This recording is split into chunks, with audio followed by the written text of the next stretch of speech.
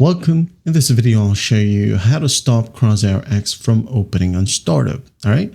I'm going to be showing you two ways right here. So first up, for Windows settings, okay, go ahead over to your search bar at the bottom. Now type down startup apps. Okay, click on startup apps.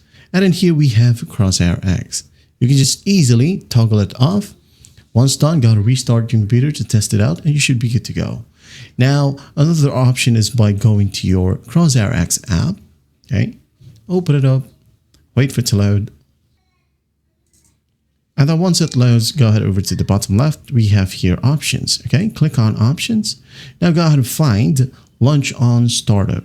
Make sure that this one is turned off. And once that's done to test it out, well, just go ahead and restart your computer again. And everything should work perfectly fine now. And that is it. That is how you stop Crosshair X from opening on startup. I hope this video helps and I'll see you in the next one.